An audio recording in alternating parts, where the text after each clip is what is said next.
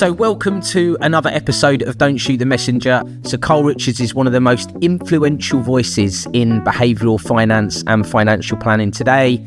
He's the author of The Behaviour Gap and the One-Page Financial Plan. I applied for what I thought was a security guard job, and it ended up being a securities job. And I honestly didn't even notice I didn't know the difference. Like for years, people were like, could you come talk to our people about that thing you do? Were you writing for your own clients? That thing you said in our meeting, would you mind writing it down and sending it to me so I could share it with my spouse? What would you say today is, one of the main things that planners get wrong? We need more real financial planners out in the world telling stories. Yeah. Because the fake ones are doing a really good job of telling stories, and we're losing that battle. That's super interesting. That's so useful for someone just starting out. It's not kind of a quick hack, like you said.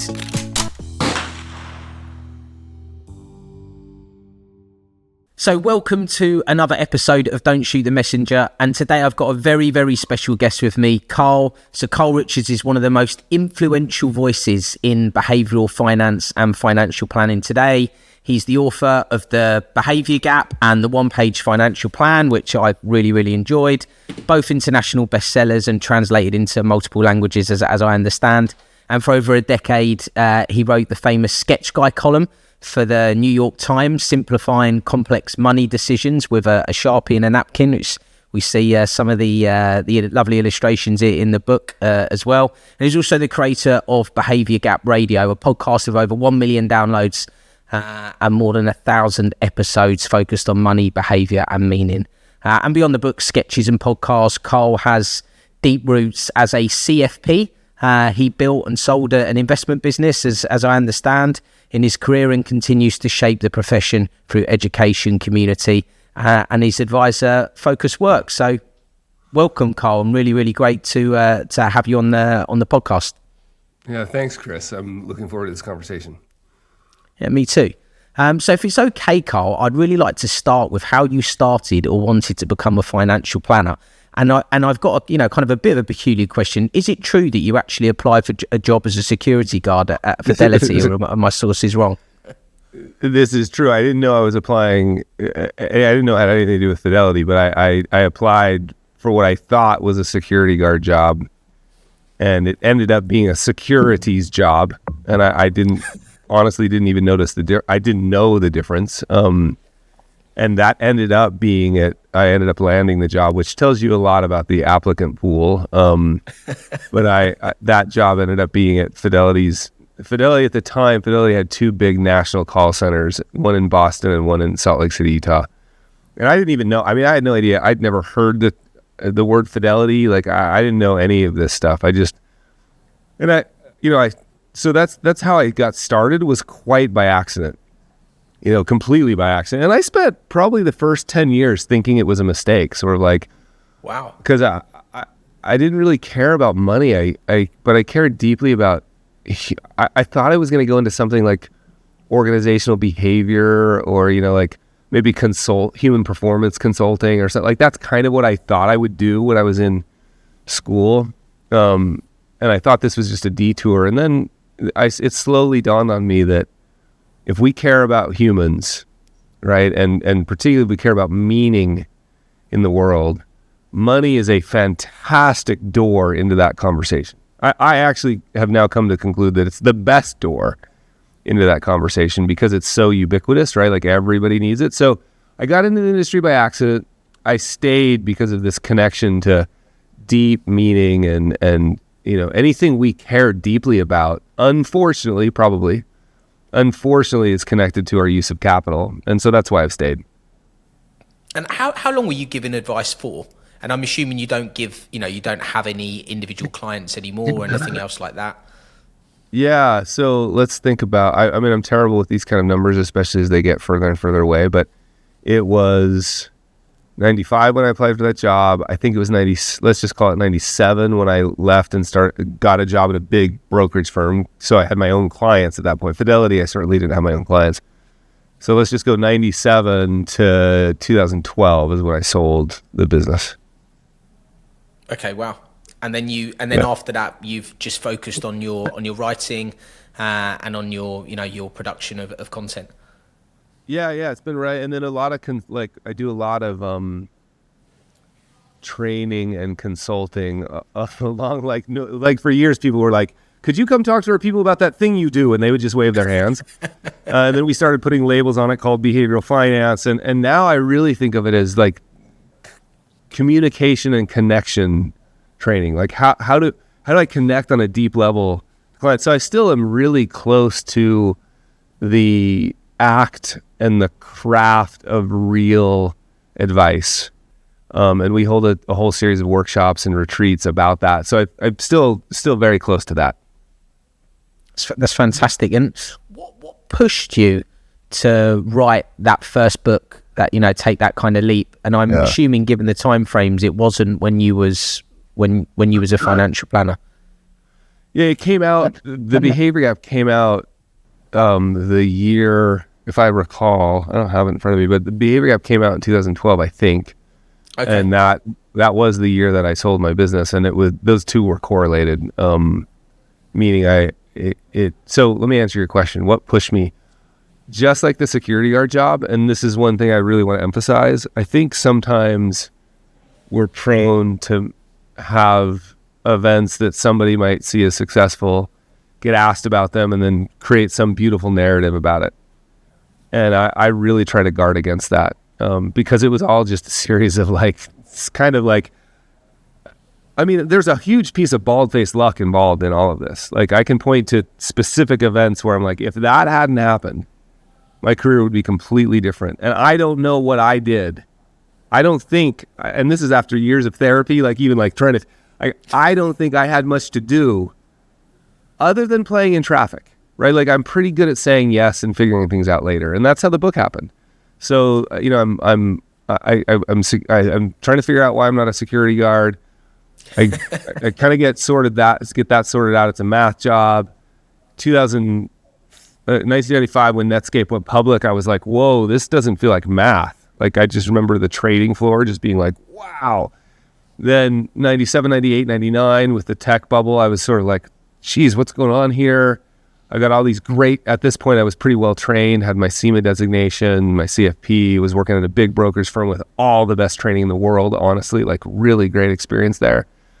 And yet, 97, 98, 99 was sort of like, and then of course, the result of that, the crash in 2000, sort of the tech bubble bursting, sort of was like, what's going on? So I'm trying to sort all this out, and I start writing about it. And the writing was just because a client said, that thing you said in our meeting, would you mind writing it down and sending it to me so I could share it with my spouse? I wasn't a writer. And then one time somebody really, I can remember who it was, super smart, successful clients. And I was trying to explain a concept and they weren't getting it. And that had happened before, right? Like, I think all your listeners will relate to, like, you're trying to explain like risk or standard deviation or asset allocation or whatever, and correlations, and you're getting blank stares. That had happened to me lots. This was the first time where it dawned on me that those people were really smart. I mean, they had always been. All my clients were smart, but this is the first time it clicked, where I was like, if they're not getting it, it must be my fault. Right? It's not like they're dumb. So out of an act of desperation, I jumped up, and I'd never done this before. And I wasn't a doodler, and it's obvious to you and everybody else, I'd have no art background. I stood up and drew something on the whiteboard, and they were like, oh, I get it now. And I was like, I was puzzled. I was like, that's interesting. I should try that again. That was the grand conclusion. Like, that's interesting. I should try that again. So then I started, months went by. Every time I got a question twice, that was kind of my rule. I was like, if I got a question twice, like about the market, back then it was heavily investment focused for me, as it was for most of us, unless you came up in the insurance side of the business. We were making that move from stockbrokers to financial advisors. I wish I had all my business cards so I could see all my different titles, right? Like financial consultant, wealth manager, whatever. So about that time, every time I got a question twice, I would write it. And I started, this was like when blogs had just come along. And you may not even remember. But plenty of your listeners won't remember. I won't go into the details, but there was this place, you could write the thing. So think of Substack long before Substack was around. And so I'd write these answers and I'd put a sketch up with them. I'd try to describe them or explain them in an image. And I did that for a while and no one was reading it but my mom and my sister. And then somehow I got some email from the New York Times. And I honestly, this is one of those bald-faced I know I've traced how it happened. A guy named Kent, who I didn't know, sent it to the editor. The editor didn't know him. And for whatever reason, the editor opened it that day. Wow. And then he sent a response and said, hey, I love these. Would you consider doing something with us? And again, like I knew from my security guard background to say yes and figure things out later. This is a long-winded answer to the book. After doing that for a year at the Times every week, I got a phone call on a Friday. Just Friday afternoon, I remember where I was. I was at the ski shop picking up my skis, and I normally, because they'd just been waxed, I normally don't answer the phone at the ski shop, but it was New York, and I was like, oh, that's weird. And it was one of the editors at Portfolio, at Imprint of Penguin.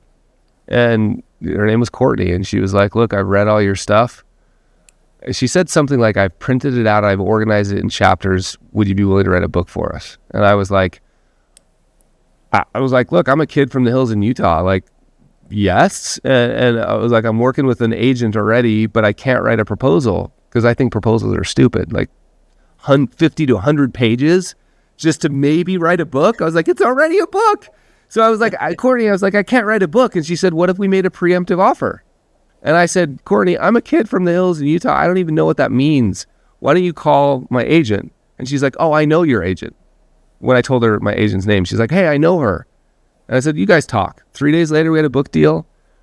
Wrote the book. About that time, speaking and demand got to the point where I was like, I had to make a choice, continue to serve clients or do this thing. And that's when and then about that time, people were inquiring about buying the business, sort of like for me to join them as some sort of communication person as well. So that's how the whole thing happened. Sorry for the long-winded answer, but that's the story. That's super cool because what my follow-on question was going to be, how long did it take? But it sounds like, that you'd actually done a lot of the work through the articles that you'd written, and you were utilizing them as you were going along as well, which is super cool. And I think the fact, and again, one of my other questions to you was, were you writing for your own clients? Because it does feel that way. Like it feels like you're writing to someone specifically, or were you deliberately trying to reach a much wider audience? But it sounds like it was for your individual clients. Yeah, that's really nice. I'm glad that comes through. Because I wasn't thinking that, again, Chris, I live in the mountains in Utah. Like I grew up here. I'm just you know what I mean? Like the idea of me, and it's still absurd to me. Like the idea of me writing something for the New York Times, on top of that, it being literally cardstock and a Sharpie and a Fujitsu snap scanner. Like I didn't even have a flatbed scanner. Like that, the idea of all of that, I was writing very specifically. I often had, the individual person who asked the question in mind. And so, and I don't even know how to all of your audience I just wish I could convince. I've spent the last almost 2 decades trying to convince real financial planners. And there's a big difference between the fake ones and the real ones. But the real ones, I've been trying to convince them, do you know how valuable what's in your head is? And because they often say I'm a financial planner, I'm a financial advisor, I don't have any content. The word content gets in the way of just realizing if I sat in on one of your meetings, there would be 6 blog posts from that one meeting, because you would say something like that story that you use to help illustrate the value of international diversification, right? That you have forgotten how valuable that is, because you think because it's what you hear, the water you swim in all day, It might have even been quote unquote easy for you because it's the way your brain thinks. Like, I mean, most people do not think in volatility terms. Like, they don't sit in the stoplight and go, geez, the traffic's really volatile today. You know, like, but we know how to describe those words. Well, all I'm saying is, and now you don't even have to write it. And this is what I did, Chris. I'm not a writer. I would sit down and record it. I literally, before podcasts existed, I would pull out, I had an actual, and it's in the box over there. You know, before iPhones were a thing, I had an actual recorder that I would carry around. I would record it, and then I'd play it back and type it. And so now you could skip the second step. That's what Behavior Gap Radio is. It's a daily podcast of me just sharing a thought. If I was an advisor, every time I got out of a meeting, I would just be like, okay, what was interesting that came up at that meeting? I would sit down and say, I would, for confidentiality reasons, I would just say something like, I was just having a conversation with a friend, and the topic of international diversification came up. And we talked about this, and this. We both found it really helpful. Hope this is helpful to you. End record, release podcast episode. Next time somebody asked me about that question, I would send a link to that episode. That's what I would do. And then you wake up a couple years later, you got a huge pile. Yeah. And I don't know how to sit down and write a book, but I know how to sit down and go through 100,000 words. And even better now, Chris, I know how to find an editor and pay that editor to go through the 100,000 words and produce for me my work in the form of a book. Anyway, sorry, I get on the rant about that because we need more real financial planners out in the world telling stories. Yeah. Because the fake ones are doing a really good job of telling stories, and we're losing that battle. And what, you know, if you kind of flick forward to then financial planners, like what would you say today is, you know, one of the main things that planners get wrong, or, you know, that they could improve on, is probably a better way to put it. Yeah, I should mention that I'm often wrong, but never in doubt.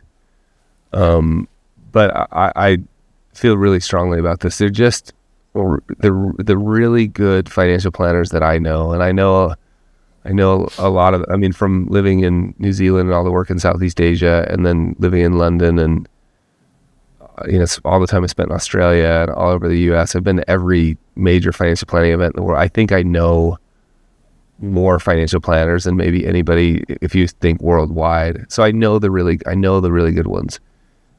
The universal truth is you have undervalued your own human wisdom, and right now you're even feeling more at threat about that. Like it's very easy, but this has been true I feel like we've had a professional self-esteem issue for 2 decades, as long as I've been involved, because we don't even know what to call ourselves. Like at a cocktail party, when somebody asks you what you do, you don't want to say, because if you say financial planner, they hear life insurance sales and they're like, "Where's the guacamole?" Right? You're embarrassed. You've been taught you should have an elevator pitch, and you feel terrible about it. Like you have to take a shower if you use it. Like this has been a problem for a long time. Then robo-advisors came along and made that into a problem that now kind of looks cute and quaint.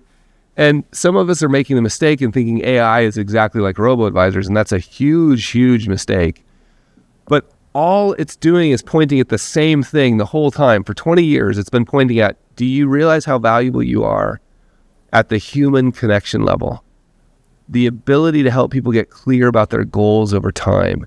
The ability of people to course correct to what they find meaningful. All the other things that you do, they are valuable, right? But they're now table stakes. They're all financial planning as a technical skill is incredibly valuable, but it's table stakes. And soon, without the other thing, and there was just a great article in the New York Times that how many people are turning to ChatGPT for financial advice. Is it good? I don't know. But I do know that if they have a real planner, that advice can now be focused on what's important to them. And those types of conversations about what's valuable in your life, what your goals are, the shame or the blame, the concern you feel. Think of even your clients who are successful, sold a business for $50 million. Who are you going to talk to?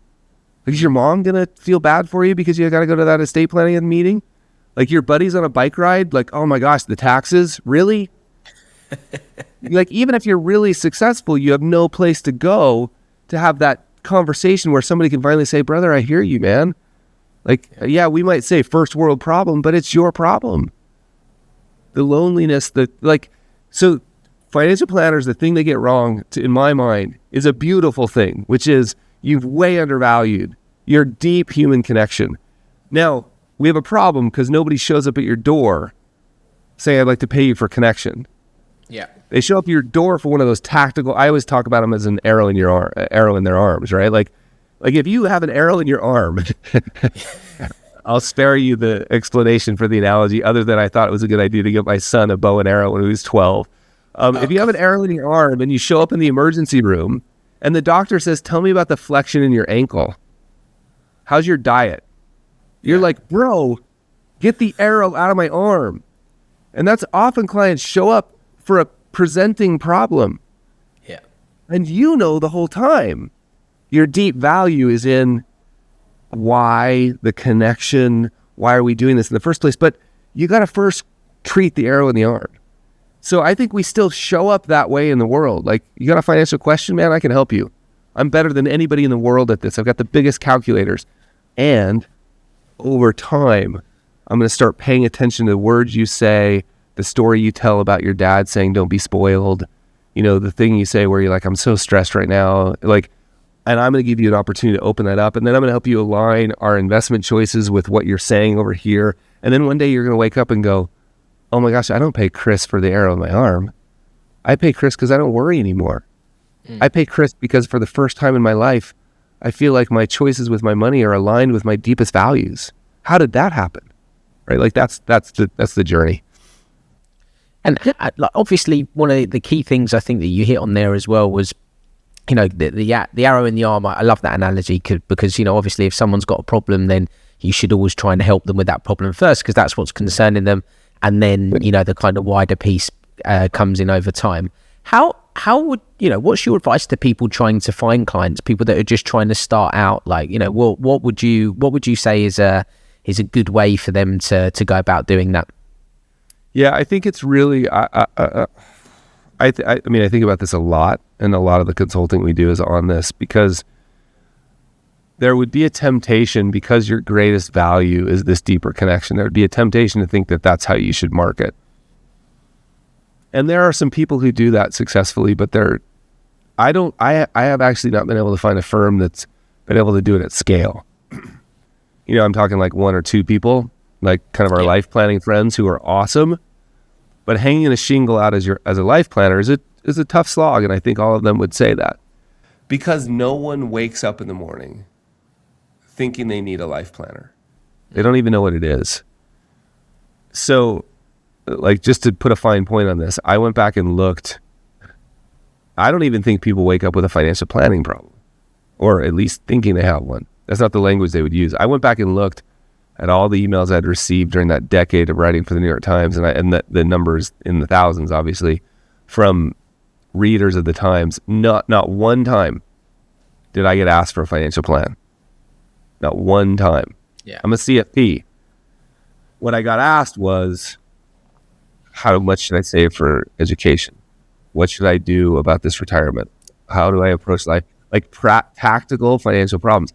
So my answer to your question is, if I were marketing today, I would think really hard about where's the demand. Yeah. What's the language, the humans, right? The people we love that we're trying to serve. What's the language they use? And the language is most likely going to be around a financial question.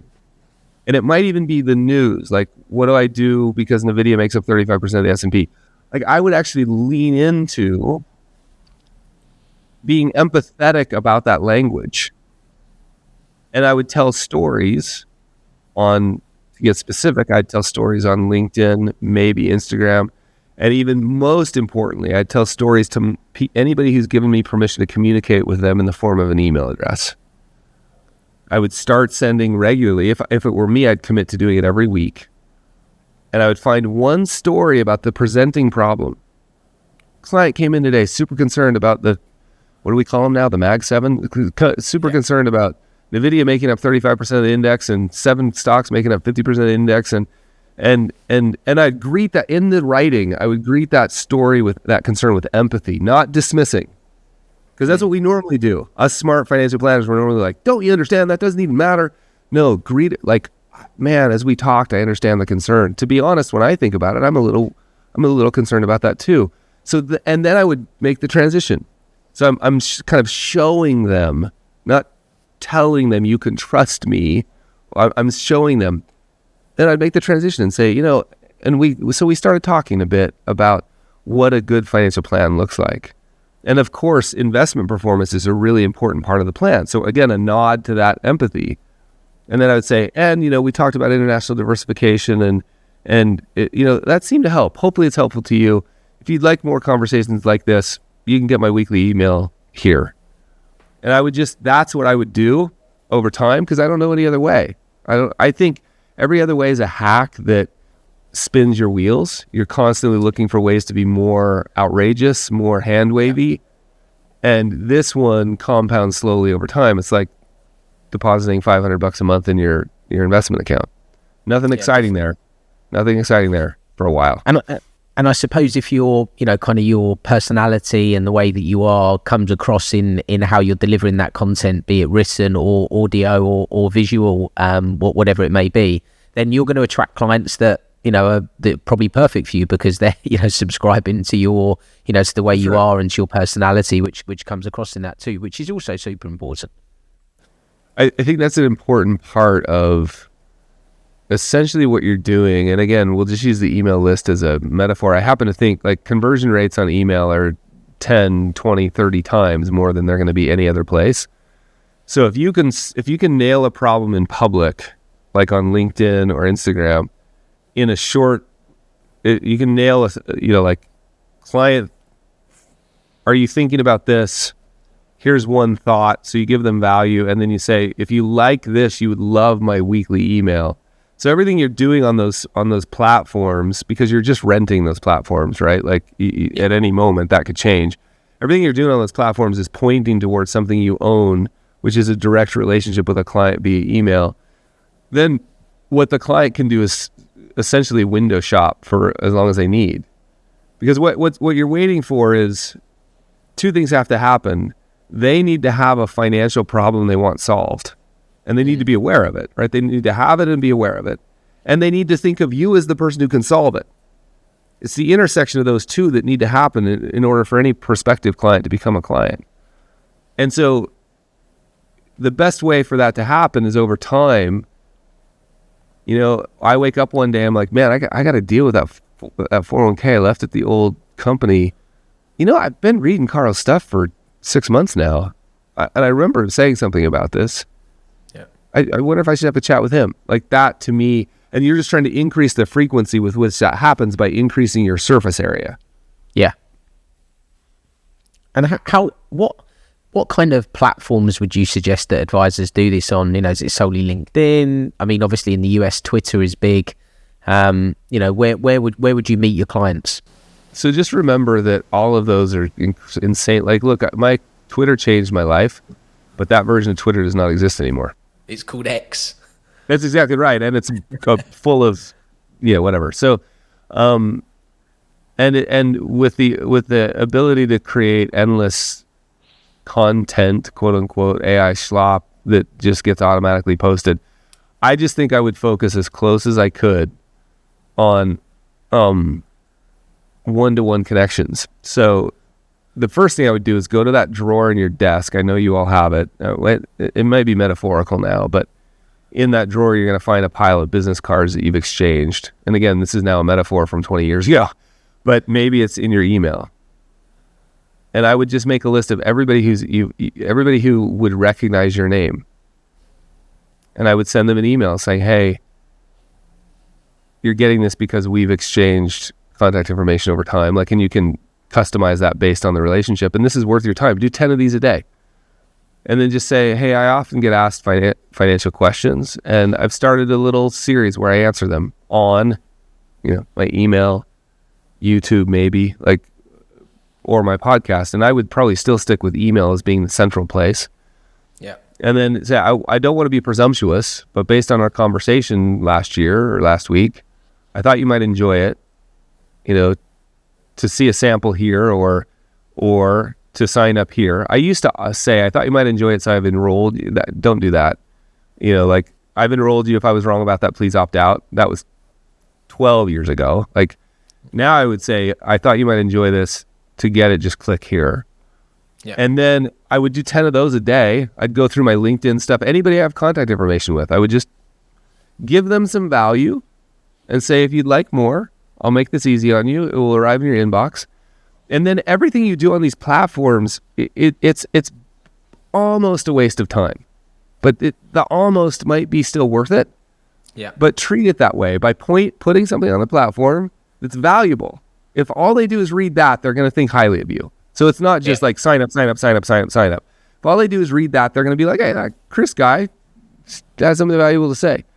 But then at the end, just say, if you like this, you would love my biweekly email, my periodic email, my podcast.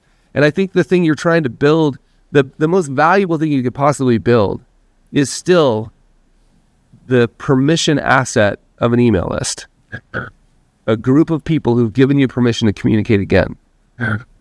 That's still the most valuable thing you can do. And I would go so far as to say, like, your website should really have only one job. Only one job. Not to get a meeting, not to convince people how smart you are, one job. And that is to get permission to communicate again. And you could do that by saying, H1 headline is the problem you're trying to solve. Like, and again, in the client's language we talked about earlier. Right? So, if you work with anesthesiologists who are trying to figure out how to have a life, you could say something like, dentists, you only get paid when you work. Like, you'd want somebody to shake their head and go, if I'm a dentist, I'm like, yeah, that's me. How did you know that? Well, I talked to a bunch of you. I heard what you said. I put it on my website. Turns out we write about this every week. To get this in your inbox, sign up here. I would get so simple and so clear that all I'm trying to do is I used the word get a minute ago. I don't mean earn permission to communicate again. Yeah.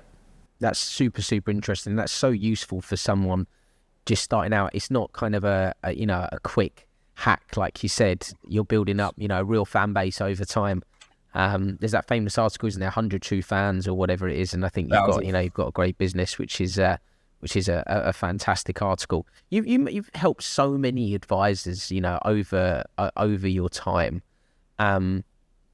Which idea like that, that you've shared, do you think has most changed how advisors approach their work? Well, like what's you would see it like, is that aha moment, that kind of click, where maybe they go from not fully understanding to really getting what it takes to be a financial planner? Well, I mean, let me just, if I can give you two. One, to continue our theme, the marketing theme. To me, like what we just talked about, every single financial planner I know that has started a weekly email in the way that I just described it. And let me just make it even simpler. If you read things during the week, which we all do, keep a notebook by your desk. Yeah. And even better now, you can just use Instapaper or any of the little bookmark tools. If you find something interesting, bookmark it, write it down in your little notebook. On Tuesday morning at 6 a.m., go review the 20 things that are in the bookmarks you saved for the week. Find 3 that you think are actually really valuable. Open your MailChimp account. And I'm trying to leave people no place to hide. That's why I'm being so specific. Open your MailChimp account. Start typing. I read 3 articles this week I thought you'd find valuable. Here they are. And put one sentence. Here's the link. Here's one sentence. I thought you'd find this valuable because it was certainly motivating to me, this lady that won the gold medal. And I use that example specifically. That was not about money, right? This is a really intelligent conversation about the risks of AI. And here's a quote from a finance professor who talked about compounding over time. Hope you have a great week. Send. every person I know and what's going to happen to you is you're going to start writing slightly long, like instead of one sentence, you might write 2 or 3. Yeah. Don't feel that pressure right now. Just do one. But you're gonna notice over a year of doing this, you will start writing like a paragraph for each one. That's called a newspaper column, a link with your thoughts, right? So you're gonna start writing that. Every advisor I know who's done that has come back and thanked me.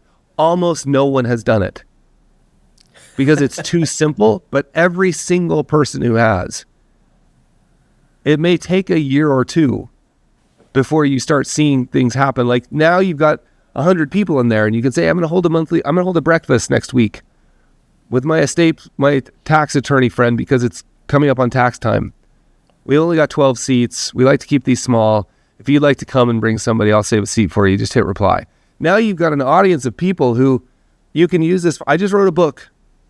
I was just a guest on a podcast, right? Like all of those things. Everybody I know who's done that, and it's probably in the hundreds when I say almost no one, but that's still almost no one. Yeah. So there's that. And then the second piece that I think's really, really valuable is if you start to understand, if this can click, and it'll sound crazy to most people, but when it clicks, a whole series of things happen. You are not getting paid. If you can start to believe this, you're not getting paid for your solutions. You're getting paid for your presence. If you can understand what I mean, a whole series of things will occur in your life that will change your business and your life. Like you are not getting, your solutions are important. Of course you're getting paid, of course. But what you're really getting paid for is your sense of presence in somebody's life. And that's the second thing that I think that when people understand it, it changes their business. That's really, really, really good advice. And yeah, I think that will resonate with a lot of the people that listen to this. So thank you very much. I've got a bit of a strange question for you then. So, it got me thinking, obviously you've sat in front of must be thousands of advisors, maybe not on a one-to-one basis, but you do your monthly Q&As, you present, you're very much in the community of financial planners. But has any feedback from any of the advisors made you rethink anything that you've done or how you've positioned things? Tons. Yeah, I that's the thing I love about this community, at least the thoughtful people in this community. And I found this to be particularly true in the UK, by the way, which I loved. Like there was no problem sort of being pretty direct about feedback in the UK, and often in a very funny, slightly snarky way, which was always great. And so yeah, tons. And I'll give you one example. I think I fixed this. I hope, but 5 or 6 years ago, it became clear to me that I had, through a series of pretty scathing emails from people, and these were thoughtful, like they were direct, that I had undervalued, that the way I was communicating was undervaluing the technical side of the business. Mm-hmm. That was really valuable to hear. Yeah, you know what? Financial planning is, like I just did a minute ago, you don't get paid for your solutions. But now I try to get that caveat in, like, yes, they're important. In fact, you got to be the best solution provider on the planet. And guess what? It also still doesn't matter unless you can connect. So that was an interesting one. The one-page plan, I got a lot of, and this is interesting to see how much this has changed, because that's now been, if I have the numbers right, it's 11 years ago when that came out. Back then when that came out, yeah, check me. Back then when I think it was 11 or 12 years ago, wasn't it 2014? Yeah. Come on, Chris, you know where it is. Yeah. Copyright, second page, I think. So, back then there was a lot of pushback on you've made this too simple. Right? This is oversimplifying our job, and it in a way that might even be a disservice to the profession. There was actually some people upset about it. And now you can't go to a financial planning conference without there at least being a breakout, often called one-page financial plan. And I can go to those breakouts and sit in the back, and nobody in the room will know I had anything to do with it, which is perfect. Yeah. But executive summaries, simplifying, like now it's it was heresy. Now it's standard accepted truth. So I got feedback around that. So yeah, those are two examples. But I mean, the book's 2015 copyright. So 11 years. So it's like it's 10 years old, and it's amazing. Like, so I reread it the other week, and it's amazing that it still holds so true. It's like in the, like, with, you know, kind of without trying to, you know, blow smoke, but it's timeless. Like, it will always remain true as well. It's not going to be, you know, in another 10 years, the concepts that you discuss in there are not going to be, you know, out of fashion. It will still be very, very true. That's, you know, simplistic view on how to picture things, the, you know, the behavioral points that you talk on, you know, like it's great. And that's the kind of advice that is, you know, is what's needed in most cases. Thank you. And I will say, like, I think the first 90 pages of that book are still great. I think the last, from 90 pages on, I wish I could tear it out. So for all of your audience who goes and buys the one-page plan, just tear out I think it's page 90. I think it's page 91 where it goes to one of the next sections.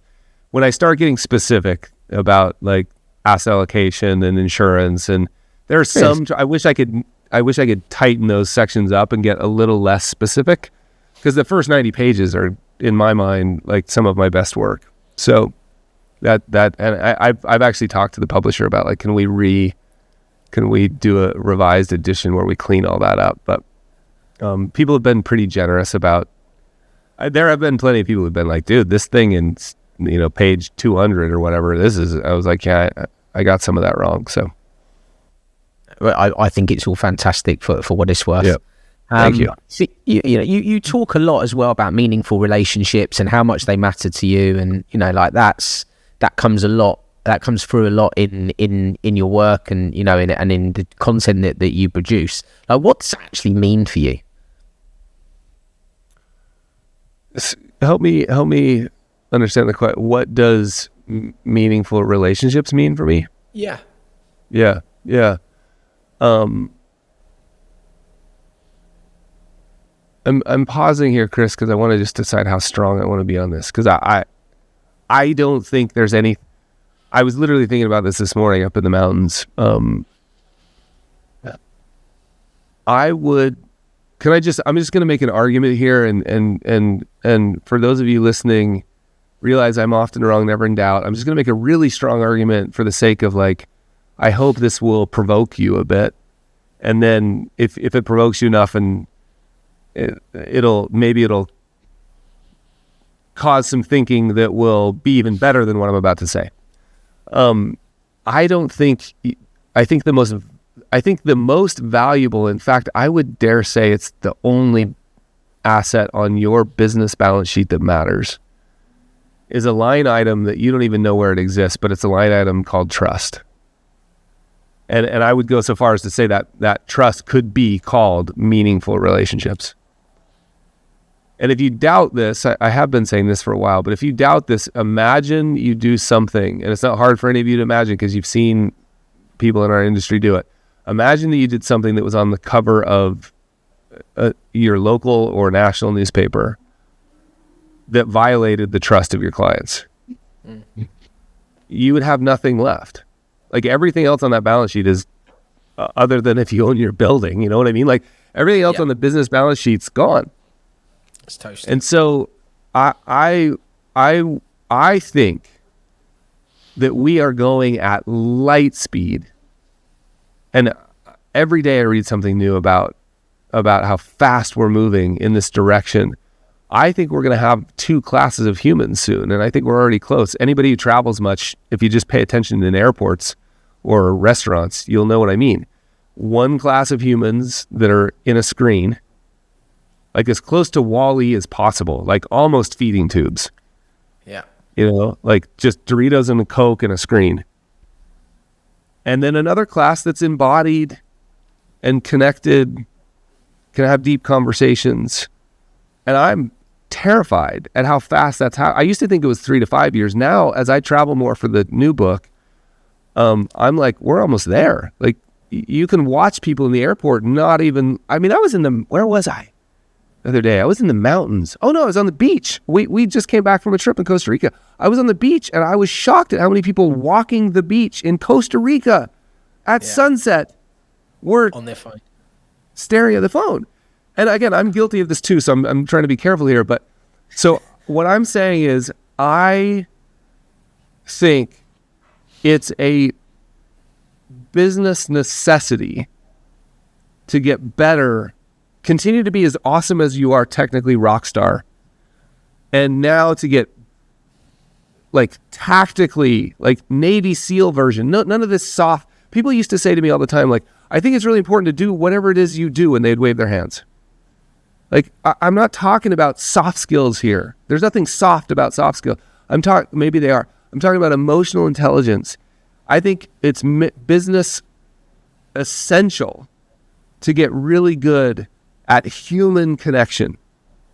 And that's the answer to your question. Like, meaningful relationships, you better know how to have meaningful conversations with people, because I don't think we're very far from that being your primary source of value. Of course, all your technical expertise built around it, but they can get that technical expertise to the degree that they understand good versus bad advice. They can get that a lot of places. And they might even be able to get advice as good as yours a lot of places. What they can't get is context from their lives and then that application. And the only way to do that is be better one-on-one in meaningful conversations. So the long-winded answer is, it means everything to me. Yeah. And so it should to all the planners listening. You know, as you said, a lot of things will be commoditized, no doubt, over the coming years, with technology getting quicker and, you know, all the other bits and pieces, AI and everything else like that coming in. But one thing it can't replace is relationships. I was actually at a conference in Miami last week, and that was what they, you know, there was a panel of CEOs of big wealth management businesses in the US, and every single one of them said the only thing it's not going to be able to replace is the relationship which you've got with your clients. It's so true. Yeah, I agree. And I don't know if I'm right about it, but you know what? Even if we're wrong, it's still a better business anyway. Right? Like, if you decide to continue to be technically awesome, but get much better at connection and conversations and relationships, the only thing that's going to happen is your life is going to get richer and your business is going to be better. It may turn out that it saves your business, but if it doesn't, it'll be a better business anyway. So why not? What would you say to people that, you know, everyone's done it, taken on clients that they don't necessarily have a great relationship with? What would you say to people with clients like that? Yeah, I mean, I would make a decision to either A, is this a relationship I want to have a deeper relationship with, and I just haven't been good at doing it. And I would focus completely on your own. What is it about your behavior that's complicit in this result you have here? Not their behavior, your behavior. And if you're like, yeah, you know what, I should give this a shot, well, then sort of re-engage with the new set of tools that you have now. Almost kind of, here's one line that I love to use with existing clients that you didn't have a lot, you know, maybe this is a client that you don't have a great relationship with, or maybe it's as simple as like, you help them solve one solution years ago, and I'll be specific, like maybe you help them acquire the appropriate life insurance, and you haven't really even spoken for 5 years because maybe you came from a life insurance background. And now you want to have this deeper, you know, like this move to holistic wealth management. My favorite line for those people is, you know, you have your normal review. Hey, it's been 5 years. We should probably review your life insurance. Like, this is the existing relationship. I don't say I'm doing things differently or come in and cry on my couch. Just like normal review, you have the agenda. At the end of the agenda, you just have on the agenda a conversation. Now just take them through your new first meeting as if they were a prospect. And the sentence you can use is, hey, Chris, I know, you know, we've known each other for 5 or 6 years, and, you know, a couple of years ago we helped you with that life insurance problem, and I'm really proud of the work we did there. And, you know, based on our conversations, I think I might know the answer to this. Now, again, if this is a client you're talking to regularly and you've known them for 10 years, you could say, based on the answer, I'm pretty sure, based on our relationship, I'm pretty sure I know the answer to this. And this is the key line. But this is so important. I'd never want to make an assumption. So I thought I'd just ask you. And then you go into whatever it is you use in those first meetings. Like for me, it would be, Chris, kind of a crazy question, but really, so I found it to be really important to me. And again, I think I know the answer, Chris, but I don't want to be assumptive at all. So Chris, just tell me, like, why is money important to you? And so it's that key phrase of, I think I know the answer. I don't want to be assumptive. Then enter into the new way you do first meetings with clients and see. So that's option one. Option two is maybe it's a relationship you can't salvage, and every time you talk to them, you feel drained and you don't like it. Find them a new advisor. Yeah. Hey, I'm taking my business in a different direction. It turns out you're allowed to do this. Yeah. Like, there's nothing immoral about this. Like, just be honest. Taking my business in a slightly different direction. It's clear to me that what we do is not a good fit for what you need. So I'd love to help you find a new advisor. I've got a couple of ideas, but I wanted to check with you first. Maybe you know someone you'd like to talk to. If not, I've got a couple of people I'd love to send you to. Or, over the next 60 to 90 days, I'd like to transition the relationship someplace. Start looking, like that kind of language. That's really, really useful advice. Thank you very much for that, Carl. And look, I obviously want to be respectful of your time as well. So I just wanted to say thank you very, very much for coming on. And if people obviously, have enjoyed the podcast and they, want to find more about the work that you do with financial planners, where can they find you? Where's the best place to catch up on what you're doing? Yeah, the best place is the societyofadvice.com. So the Society of Advice is a community planner. We meet once a month. We have amazing guests, and we talk about the craft of planning, largely around the craft of connection, communication, and relationships. So you can check it out at the societyofadvice.com. That's the best place. Awesome. Thank you very much. And yeah, really, really appreciate you taking the time. That was really, really good. So thank you very much, Carl. Yeah, cheers, Chris. That was really fun. Thank you. Awesome. Thanks very much.